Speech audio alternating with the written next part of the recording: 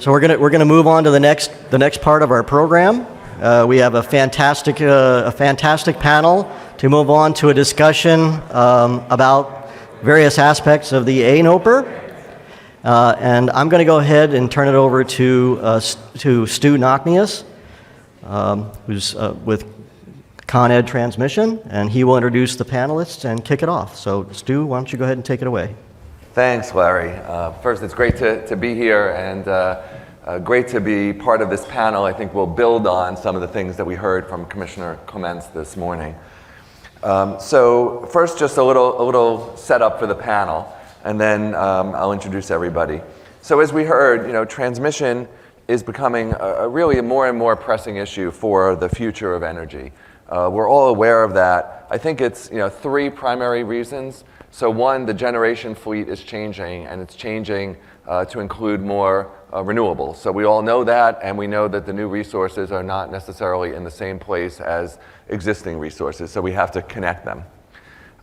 Secondly, we know many of the new resources are intermittent renewables, and for reliability and for resiliency, we need more transmission just to connect more areas of the grid. We've seen the need for that in California, in Texas recently, and we just know that transmission is really going to help us in the future for both reliability and resiliency. And then thirdly, one of the initiatives under a clean energy future is electrification of transportation and electrification of heating. And while it will take some time for us to have more load growth, we are expecting to see load grow on the electric demand and electric consumption side. And so preparing for that, all of that leads us to the fact that we have an imperative, I think, across the country to build transmission and prepare for the future that we expect to see. And so we know that FERC is taking the right steps to address the situation, to not only look at what have we accomplished under Order 1000 over the past 10 years, but also with these changing conditions and needs as we look forward, how do we evolve the process to better prepare as a country and really do what we all know is the right thing to prepare for the clean energy future. We all have seen the experienced climate change and the impacts of that and some of these storms. And I'm still surprised from Ida that we experienced in the Northeast and in New York, how many people have told me about the floods and the impacts on their houses and their families. And so really important, I think, that we really think seriously about these issues and how we in our industry can help and really make a difference for coming generations. What's enabling and what's inhibiting regional transmission, especially in multi-state regions. I think we talk a lot about interregional, but regional is really important.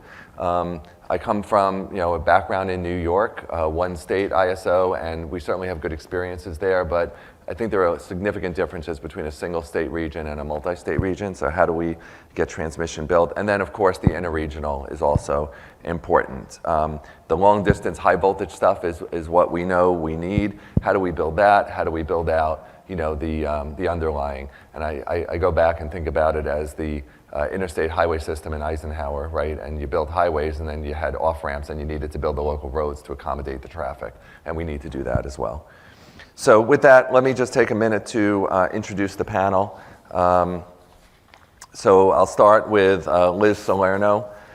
Liz is the lead on transmission and technology innovation at FERC. She took on that role just a couple of months ago. And I think everybody at FERC is very happy that there's somebody there as the lead, so it is you, and we're happy to have you here. Liz has had a variety of experiences at Siemens, working in wind turbines and gas services. She's been with AWEA as well, working on industry data and analysis, and I think brings a lot of experience in renewable energy and a lot of knowledge, and hopefully will help guide FERC and get us to a good future. She has a master's from George Washington University and an undergraduate degree from Boston University, so those from New England, some roots there. Next, Derek Bandera. Derek is Executive Director of Federal Regulatory Affairs for the Midcontinent ISO. He was an economist at FERC. He was, and many of us met him when he was there. So he has a legacy there as an advisor to FERC chairman. He then worked at Reliant, GenOn, and now MISO. And I'll say, just as his background, a bachelor's degree from Carnegie Mellon, but also spent some time at SUNY Albany in New York. So I'll point that out. And then Greg Wetstone is the president and CEO of ACORE, the American Council on Renewable Energy. He's had a lot of experience in different entities, from a Gen Power Company, AWEA, NRDC, working in government, public affairs, and legislative initiatives. And ACORE, I think we all know, is a nonprofit that tries to bring together business policy and finance and accelerate the transition to renewable energy. And just from my background, Stuart Nachmias from Edison Transmission. We are looking to build electric transmission to bring clean renewable energy from where it's produced to where customers exist. We are certainly stem from New York and focus on New York, but look at neighboring regions from New England, PJM, and into the MISO region to try to help facilitate the future. So with that, I thought maybe we'd start, rather than have everybody give some opening remarks, maybe we would just jump right into some questions and then hopefully engage the group. It seems like there are some good questions we had in the first panel and maybe some continuing dialogue. So maybe I'll start with a question for the panel. Is transmission planning working? Do the regions have the ability to identify and trigger the solutions that are needed? If not, why not? What's FERC exploring? Obviously, we're talking about the ANOPR. And then, importantly, what about the role of states? How do we address the role of states and get to transmission planning and triggering new projects? And maybe I'll start with Liz on that question. Sure, happy to kick off, and thank you to Stu, and thank you, Larry, and the WIRES community for the invitation to join. As a member of FERC staff, I have to provide the caveat that the views I express are my own. They don't represent the commission staff, or any individual commissioner. Before getting into sort of that list of questions, I want to just at least acknowledge and express an appreciation for the incredible quality and quantity of the comments that came in on the ANOPR. It's really clear that a lot of time and effort went into not just answering the many questions we included in that ANOPR, but a lot of deep thinking has occurred in terms of sort of how to tackle this issue. So I really want to acknowledge our appreciation for that. So in terms of, I think the first question that Stu mentioned in sort of, is it working today? Is the transmission planning process working? For us at FERC, the question comes down to, is the process meeting our obligations for transmission rates to be just and reasonable, right? That's the framing we have to think about this. So the situation we have is, as Stu described, we have a changing resource mix. And the new generation that's trying to get connected to the grid simply has different characteristics and needs than generation of the past, right? Particularly proximity to load, among other operational characteristics. And that's just putting different demands on what the transmission system has to look like. Unfortunately, the way we're building out our transmission system for this new generation is really through the interconnection queue process, right? It's project by project, or group of projects by project. And that's just not a particularly cost-effective or efficient way to build out any system. And it may be resulting in sort of this choppy, piecemeal build-out that ends up being more expensive for consumers in the long run than something that's a little bit more forward-looking. And so going back to our just and reasonable obligations, that just doesn't work. So that's sort of the premise and the basis for what we propose and contemplate in the ANOPR, this forward-looking approach that thinks a little bit more about comprehensive forecasts of future transmission needs for this anticipated generation that we know is coming for a multitude of reasons, right? Whether it's state policies or the electrification change that's happening. There's lots of reasons that the generation mix is changing. And so sort of the premise of the ANOPR is proactively planning for that. Going through comments, I think there seems to be pretty broad and general consensus that moving in that direction probably makes sense, so that's nice to see. And many regions, some regions are either have attempted this in the past or are currently in the middle of it. Maybe MISO is an example, which is great. But that's sort of the easy part, right? That's how exactly FERC constructs and defines what this forward-looking planning process means, we realize is sort of still open-ended, and there's a lot of questions about that, and we'll have a technical conference in a couple of weeks to maybe try to get into some of that detail. Moving, I guess, on to some of the other parts of the question, you're right to bring up states, Stu, because, and the last, with Commissioner Clements and the last set of questions sort of really got into this in terms of what's the role of the states here. And it's incredibly important, not just because of their siting authority, but in terms of doing good forward-looking planning. States have a lot of insight into what are the driving factors that are gonna shape what that future resource mix is. And so again, if you're following this joint federal state task force that we established over the summer, we released actually the agenda yesterday for the upcoming meeting. And the primary focus of this first meeting is going to be how does the regional planning process better incorporate state perspectives, right? And this needs to sort of work together. We need to get that input and that buy-in for this sort of whole process to work. So that's the focus of the first meeting. And then one final point, and Stu, you sort of framed it as triggering selection. How do we make sure, if we're doing a longer term planning process, how do you make sure projects that are identified are then triggered and selected for the purposes of cost allocation? And that's probably a whole conversation in and of itself. But at a high level, it's the cost allocation and benefits conversation. And transmission brings a lot of benefits. And I think there is a real concern that the cost allocation methodologies of today are looking perhaps too narrowly at the beneficiaries and the benefits of what transmission brings. And so we need to take a step back to make sure we're meeting our obligation to have costs be allocated in a manner roughly commensurate with benefits, which is our requirement.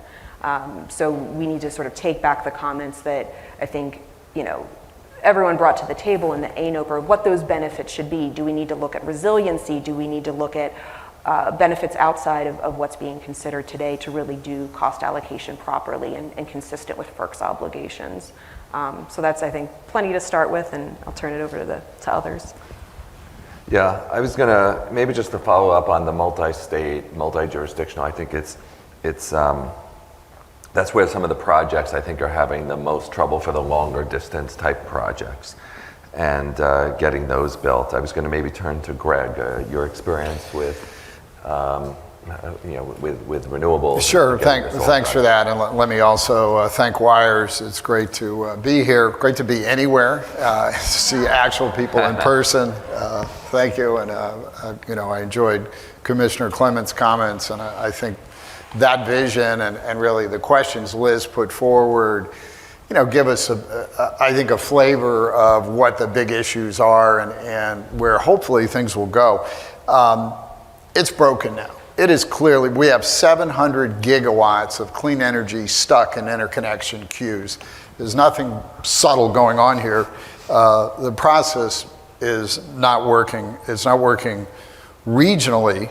And the problems that we're facing there are exacerbated dramatically when you look interregionally.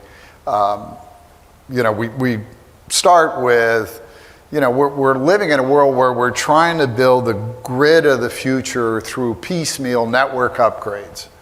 And that's just not going to get there. And we are looking at, Liz asked a question about, what we consider when we plan. Right now, my understanding is we're projecting load, but we're not looking at the difference in the generation mix. And obviously the difference is dramatic. I mean, we have 29 states with renewable directives, 17 states are going for 100%. Some of those are executive, many are hard legislative mandates. That's the world that's coming. As we sit here, we're all aware there is a massive legislative effort that could be breaking through very soon that reflects a dramatic investment, commitment to clean energy, to addressing climate change. We cannot ignore all that in our transmission planning. And, we have the FERC Order 1000. It's been there 10 years, not one significant interregional project. This isn't just my view. There was a panel with 9 former FERC chairs that Rob Gramlich pulled together. I was one of the few non-FERC chairs on the panel, and they all agree. There's nothing controversial here. The current process does not work for interregional planning. The problems that exist regionally are exacerbated. We have a triple hurdle where you've got to go through an interregional process, and then each of the participating regions has to also approve, and that just makes life impossible. So these projects aren't going forward. We are all aware of the story of Clean Line and what Skelly went through trying to make it happen. And the studies there, the benefits for consumers are immense. The NREL SEAM study found $47 billion in savings that could be generated. That's $2.50 for every dollar generated if we just interconnect better the existing regions. So we need at minimum to have states, neighboring states, looking at similar metrics and metrics that really reflect the range of benefits. And certainly we're supportive of the proposals at ACORE. We are for grid deployment authority, the anchor tenant efforts. There are ways to move this forward that are looking for help, not just from FERC, but also getting help in the legislation that's now pending. So there is a path forward here, but we're not going to meet the objectives that the president has set, the objectives that states have set, or really the demands of consumers, both businesses and residences, who want cleaner energy, want to deal with the climate problem. We're on a path now, and transmission planning has to be part of that. So very interesting, and certainly the interregional is an issue. Intra-regional, particularly for the larger regions, still a challenge, and I could think of no larger intra-regional geographic area than MISO.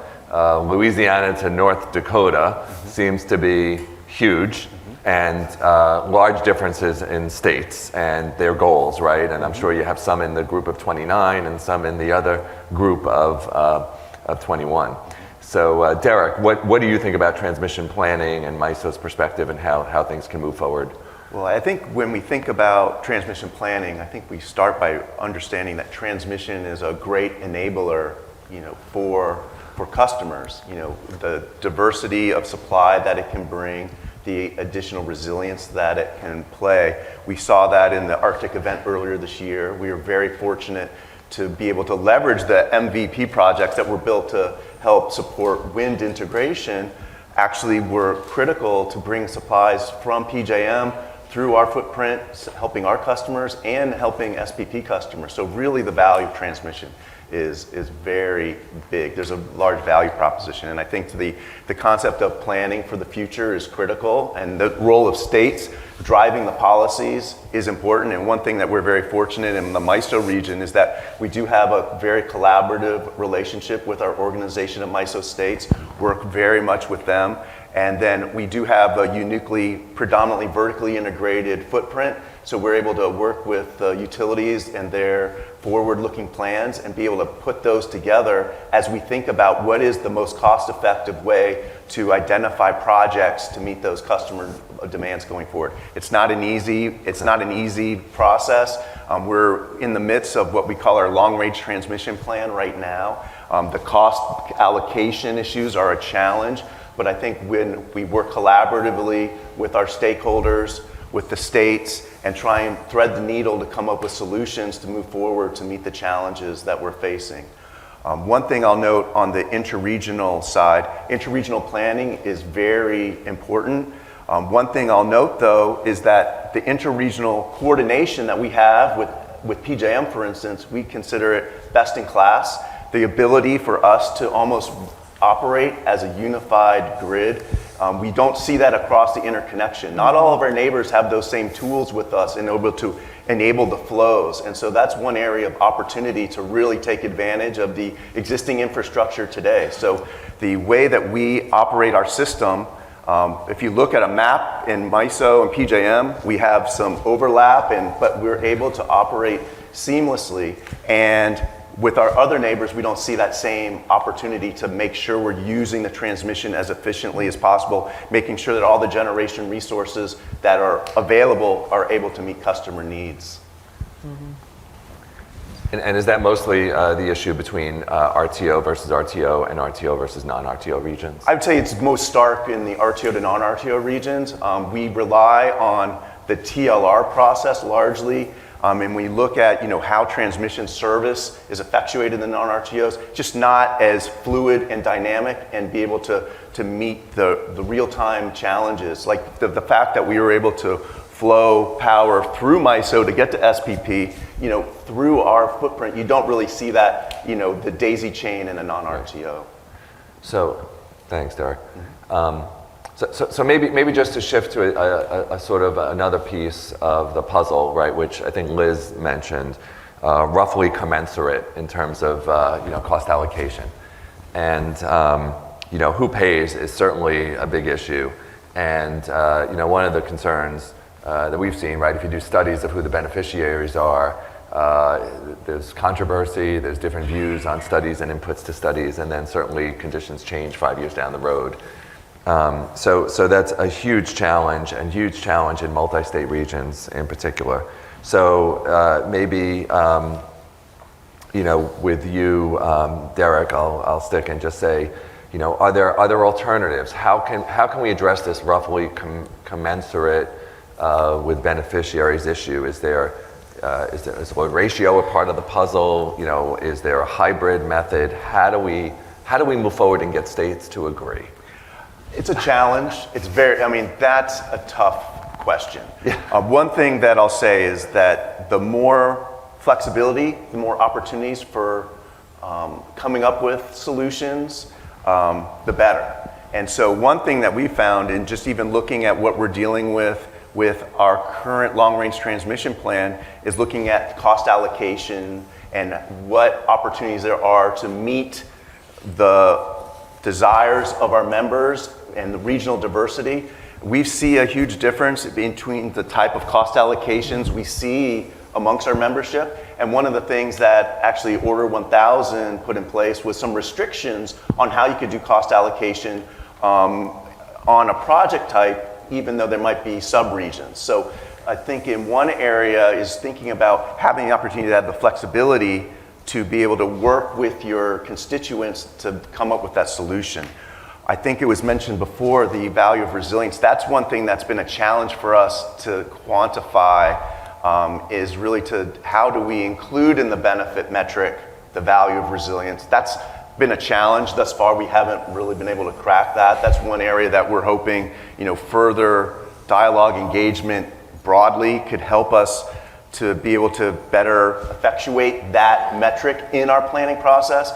And so that's one area. And then another area is that generally when we're looking at the benefits, a lot of it's driven by state policy. So we need to look at how we value those things and make sure that the states and the utilities all sort of are able to be aligned in order for things to move forward. If we don't get that alignment, things can really get tied up and not be able to make the progress that we're hoping to make. Yeah, maybe Greg, I'll ask you on your view on how broadly the benefits can be defined and how do we break this logjam?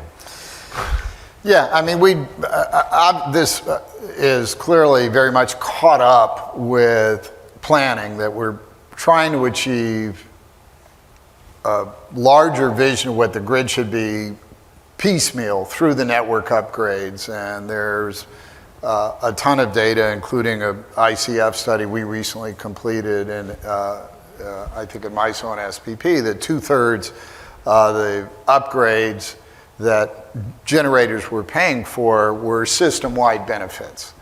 So I credit MISO with their MVP approach that basically took system benefits and allocated cost across the system. And that's a reasonable approach.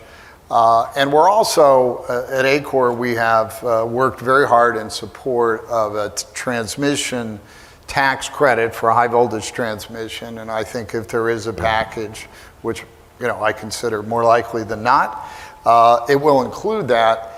And that will just reduce the pressure a little bit to help to pay for some of the big lines, the high voltage lines that we really need. So I think that's an important part of getting there, but we cannot saddle new generators with the cost of achieving, basically the massive system upgrades that we need. I think it's not just and reasonable.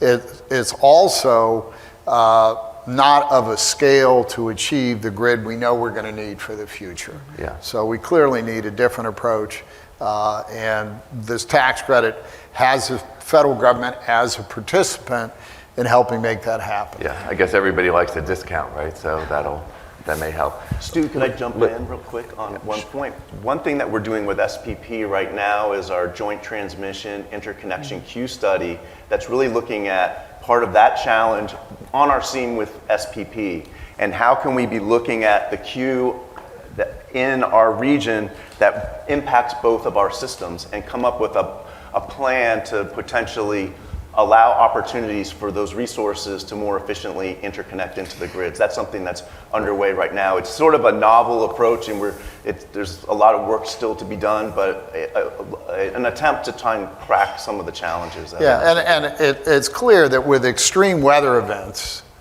these kind of connections are all the more important. If we look at what happened in February in Texas, we did not see the same kind of problems at MISO or at SPP, and a central reason is they're better interconnected, and ERCOT obviously is not. So the data is there. We need to do this for a whole lot of reasons, and reliability, resilience is certainly a big part of that picture. Yeah. Well, I want to pick on one theme I think, Derek, you mentioned, and I think has been picked up in some of the questions earlier, of the balance between flexibility offered in terms of how long-term planning is done or how the cost allocation is done, and uniformity between those methods, right? And so we've seen comments kind of come in on both sides of that, asking for sort of maximum flexibility, let us work with our stakeholders and negotiate, versus put some ground rules in place, some guidance, some ground rules, some basic requirements in place to ensure either the planning or the cost allocation methods sort of meet the needs of what we're trying to accomplish here, and potentially even help with Greg's point of facilitating that interregional coordination. Sort of if the more consistency you have across the regions and the transmission providers inside and outside of RTOs, that might help facilitate some of that interregional coordination. And so I guess I just want to raise that, we've seen both sides of that come in and see, the pros and cons of that, and that's something we're going to have to grapple with, but it's not it's not really clear sort of what the right path forward is and what the right balance is between that flexibility and that consistency for both the planning part and the cost allocation. Yeah. Ultimately, I guess, what we're hearing is the planning winds up giving you the transmission, and then you have to operate it. And the operational coordination is as important, right, to get that right as a result of having then the tools, which is, in this case, is the transmission. So I had just two more questions, and then let's open it up to the audience, because I'm sure you'll have follow-up and additional delving.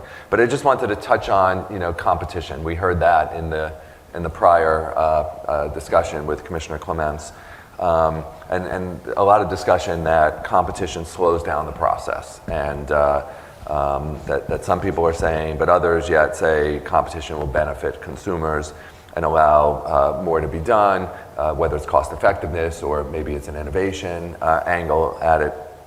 And so is there a way to sort of say what should be subject to some sort of competitive process and what should not be subject to competitive, right? It seems like Order 1000 was maybe too broad, and it causes some confusion. So, on that question, maybe I'll start with Derek and then ask Liz to chime in on that.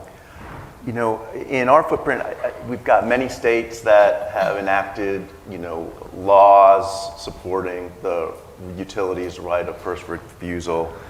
And we've seen situations where that's occurred after competitive projects are selected that disrupts the process. So one thought that we put forward in our ANOPR comments were really, given that there's the state siting associated with the transmission in our footprint predominantly, luckily we don't have some of the federal, as big of an issue as some of the issues on the federal side that you see in the West.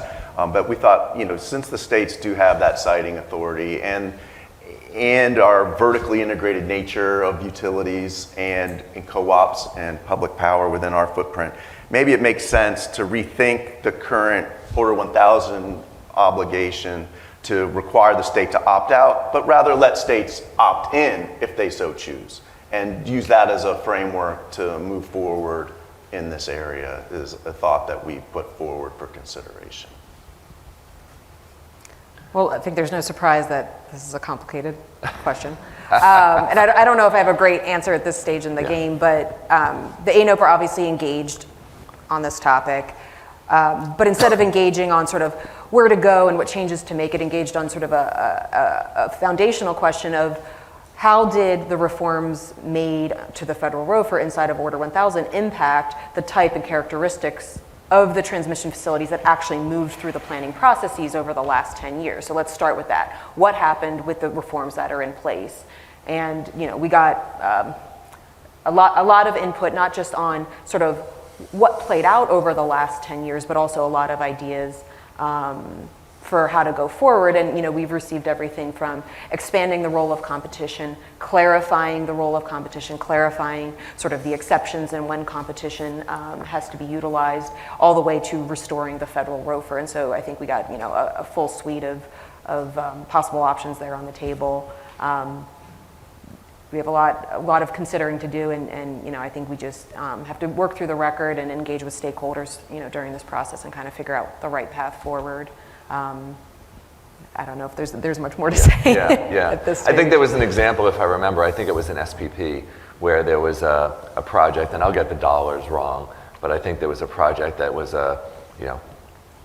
maybe somewhere between $2 and $10 million upgrade, and I think they spent somewhere between $2 and $5 million running the competitive process for that upgrade. So I think it's clear that there are perhaps certain projects that competitive process costs more than it's worth, and it would be better to just take that money and put it toward the project. On the other extreme, there were probably the very large long-distance projects, which is really what we're talking about here, right? So, and then there's some in between to think about of how do we handle local transmission, and should local utilities just get that done for speed, and then figure out the big stuff and how to move that forward. The last thing I wanted to touch on a bit, and in all the ANOPR discussion, it's the one item I don't hear a lot of discussion about, probably because it's not the lead ones, but it's this whole issue about oversight and whether or not a transmission monitor is needed that was teed up in the ANOPR. And I was curious to maybe have the panelists touch on that a little bit. What are the thoughts, the need for that? What would the role be? And what do we think of that proposal? Derek, I was going to maybe start with you again. Sorry, I feel like I keep starting with you, but. So I think when we think about that idea, in general, in the RTO regions, we have a very transparent stakeholder process. It's public, people can participate. Our MTEP process is open to participation. It's noticed, and the states are engaged. We also have an independent market monitor that works actively in areas that he sees of importance. In fact, right now, our market monitor is working with OMS and our transmission owners collaboratively, looking at line rating issues and dynamic line ratings. Those topics are being discussed in that framework. So I think we feel that some of the ideas of the independent transmission monitor broadly are captured in our existing processes, but we do see a disparity between the transparency and activities that we have in our footprint relative to non-RTOs. So there might be a role for some additional opportunities for transparency in the non-RTO regions and monitoring in that space. There might be something there, but I think our processes and transparency hopefully provide many of those goals that were outlined in the ANOFR. Yeah, I think many of the comments, and I will admit there are many comments I have not read, but I think a lot of the comments, at least in the RTO regions, is the monitor, the independent monitors that are there today can sort of do this, and there's more transparency, but you have an interesting concept in the non-RTO regions that maybe there's a difference there. Well, and just to add on, I mean, I think on the oversight piece, maybe putting ROFR aside, that this is probably the one area where I think the feedback came in sort of on the with the least consensus view, and not just in terms of sort of what approach to take to enhance oversight, but even the basic premise of sort of what are the challenges we're trying to actually tackle, where is oversight most needed. So I think, starting with the wires comments all the way through transmission providers and stakeholders, there was a really very broad range of just sort of what's the problem we're even trying to tackle, and then what's the right path forward. So I think in this particular area, it's a little bit different than I think some of the planning and cost allocation views, which I think kind of there's a little bit more of a consensus around high level where to go there.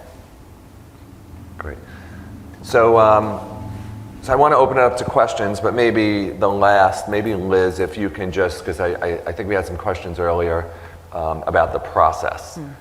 Maybe you can just touch a little bit just to inform us on, where do you think we're headed? We had the comments, we have the tech conference coming, we have, reply comments that are going to be due.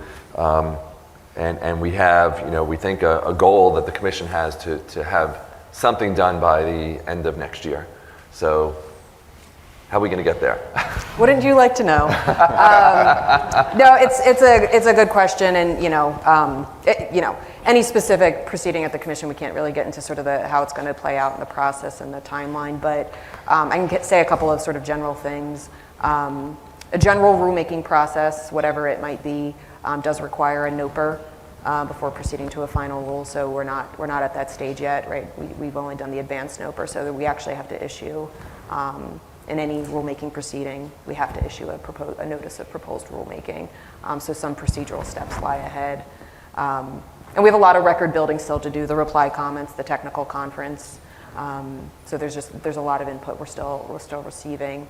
On sort of the scope and how we're going to tackle the scope, which I know has sort of been a big question asked earlier in the morning. First, I want to acknowledge that we know this is a massive scope of this ANOPR. I mean, I don't think that escaped anyone, that there's a lot going on here. But at the same time, I mean, these issues are interrelated, right? They're interconnected, so to speak. Regional planning processes inform how interregional coordination is done, how the cost allocation process in the interconnection queues and the regional planning process kind of have to align with each other and sort of consistently meet our principles, right? So this all fits together, and so when you start pulling the thread in one area, it naturally unravels some other areas. So we asked a comprehensive set of questions. But with that, we also, we acknowledge there's an urgency to make some progress here, right? Transmission has a long lead time to get built. And to get that transmission built, you have to have a process in place that it moves through, it gets selected, and it gets built. And so I think the sooner we can get the right process in place, the better. And that might not mean solving everything at once. So I think there's certainly a possibility. It might make sense to try to tackle this in tranches or in succession. And we heard a lot of stakeholders did thinking and brought that into their comments, not just on the substance, but how they think we should sequence and tackle all of these issues and kind of what needs to go first and what decisions need to be made first before you can make other decisions. And so really appreciate that the stakeholder community spent some time and brought that into their comments. And so we just have to consider all of that, consider the solutions where there's going to be consensus. At the end of the day, this is up to the commission, the members of the commission, to decide what they want to do and when they want to do it. So I guess to be determined. Great, thanks. So let's open it up to questions. I think Drew has the microphone. Yep, it's on. Hopefully we raised some areas of interest. Okay, up front. One up front. And if you could again just everyone introduce yourself, just so particularly folks that are watching remotely can hear. Michael Brooks, RTO Insider. Derek, you mentioned transparency in RTO versus non-RTO regions. There are significant, I would say, transparency differences between RTOs. So what is the threshold, do you think, for MISO? What sets you apart from, that makes you above the transmission monitor, I would think? I mean, I think that when our models are available to the market participants, we provide a robust dialogue in our stakeholder process for identifying the challenges and solutions. So I think as a practical matter, we take feedback as a general matter from stakeholders on what information they want in our stakeholder process. That's helpful. So it's an iterative. I won't say any process is perfect, but I think we take feedback on where people want more information. We just recently revised some of our information sharing protocols to provide more transparency to folks who want to get access to some of the models. So I think there's an iteration there, but I think as a general matter, the difference between an RTO and non-RTO region in terms of the transparency and ability to participate is pretty foundational. And I think that one of the things that's somewhat frustrating, I'd say, is that this transparency brings a lot of attention, and then other regions that don't have the transparency, it feels like they don't get as much attention in a sense. So you're almost, because it's so the shiny object, people focus their attention on that, and then you almost get punished for providing that opportunity for participation so broadly. I don't know if, Ms. Salerno, do you have any comments about RTO transparency? Is having a transparent process enough to say, okay, we don't need all the RTOs have a market monitor, but some are external and some are internal. Is that the difference that's going to make a difference between whether FERC says you need a transmission monitor as well? So it's a good question, and so I think there's sort of two themes, I think, sort of embedded in your question. So one is what's happening inside of the RTO regions and outside of the RTO regions, and I think an earlier question was asked to Commissioner Clements about, is the vision for what we're going to do inside of this ANOPR going to be applied primarily to the RTOs or more broadly, and I think we were pretty clear in our questions that we're interested in sort of how these reforms would apply both inside of an RTO region and outside. So we are thinking about these reforms as it would apply to everybody. And so you can get to sort of transparency and oversight, I guess, in different ways. And the market monitor or independent monitor is one of the ways, but process can also bring transparency. And I think, Derek, maybe that's what you were sort of getting at, of having the stakeholders engaged early in the process and throughout the process can bring that transparency. simply by the nature of the process of doing the planning and having that engagement, and whether it's industry participants or state participants, which is sort of the topic we're taking up with the state task force of making, figuring out what's the right role for states to be engaged throughout this process, that I think will bring transparency to the table. And I think we explicitly, one of the questions teed up for that conversation is the existing process transparent enough, or what can be done to improve transparency? And one of the solutions might be the independent monitor, but we might hear other solutions as well. So I think we're open to whatever solution is needed to get to the level of transparency needed. Thank you. Amanda Connor with AEP. I had a question for Derek. So you mentioned the efforts with SPP on interconnection. I'm curious if there have been discussions with them and other RTOs about kind of maybe a desire to have kind of a common standards for planning assumptions, as we kind of look to planning more holistically. I think it will take some alignment among the RTOs, and I'm wondering if there have been kind of discussions on what each RTO might be willing to do to kind of change the way planning is done. My understanding in the work that we're doing with SPP is that we're able to accomplish the goals with retaining our individual models, as I understand it. And so it seems like, at least in that effort thus far, the ability to move forward and identify opportunities hasn't been constricted by that. That's not to say there might be opportunities generally, but from my understanding, in the engineers working together, putting together these assumptions and the models, the differencing in the modeling approaches hadn't been a cause of major friction to making progress as far as I understand it. But do you need, just to build on that, so this SPP, I mean, MISO borders also PJM, right? So, and you even have a piece of PJM, I think, within MISO, right? So do you need consistency in those planning assumptions between the three, between PJM, MISO, and SPP, and is there any discussion of that?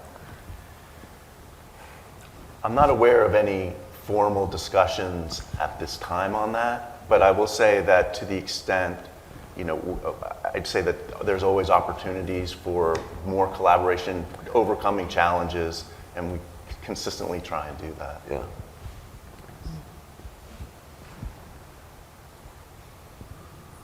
Any other questions?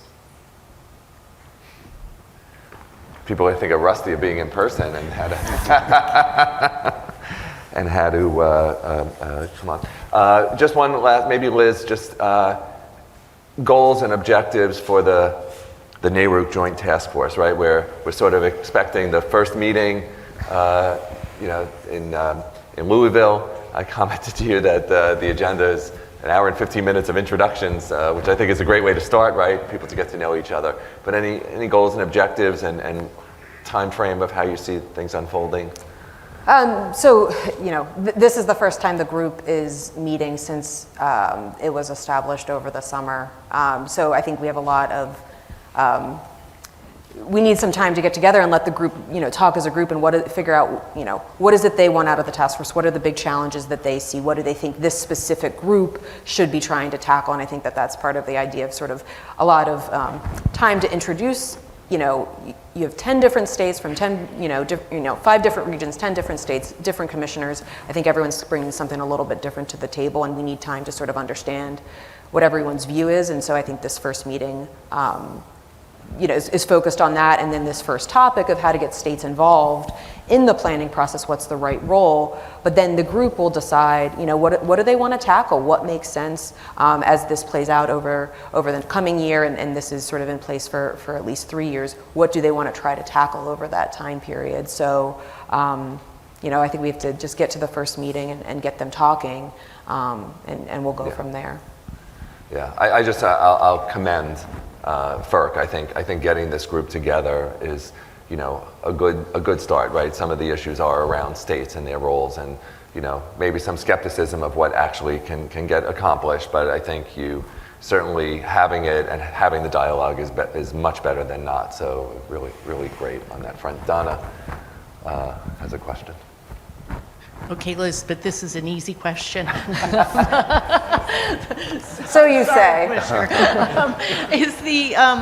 Is the first task force going to be webcast, like on Capital Connection? Can we all watch it, Yes. even if we don't sign up for NARUC? Yes, so this is sort of a unique event, so everyone will be in Kentucky for the NARUC annual event, so we'll have space in person for those there in person, but it'll, just like a commission meeting, there will be a link, everyone will be able to watch and listen and follow along. And all of that information, I think, was in the notice we put out yesterday afternoon with the agenda. So we do hope folks watch and sort of see how it plays out, so everyone can kind of hear. We want everyone to hear what people want out of this, because I think that'll be useful to help provide us guidance on sort of where to take this task force going forward. And I can imagine there's just a lot of people in the task force. Is the meeting really just going to be of the task force members talking to one another? You're not going to have participation from the public or even from other state commissioners? I mean, it's more of a listen mode unless you're on the task force. Is that how it's working? For at least for this first meeting, I think that's the idea. Let the task force sort of get to know each other, figure out what they want to do as a group, and then I think there's a lot of options going forward, and it's just going to be up to the task force. If they're trying to tackle a specific issue, maybe they want to bring in some additional voices to bring into that conversation. So, but for this first task force, it's going to be primarily the members. Great. So, seeing no other hands, I'm just going to say first thanks to Wires for helping put together, and Larry for putting together this panel and the thought leadership that Wires brings to the table. And I want to thank all the panelists for joining us, and it's nice to be here in person, and thanks to everybody for being here. I think we're going to take a short break, and then we're going to reconvene with the next panel, Larry. Is that right? Yeah, that's right. We're going to take a 15-minute break, so we'll get some coffee and catch up with some folks, and then we'll reconvene about 10:15. Great. 11:15. Okay, thank you. Thanks, Stuart.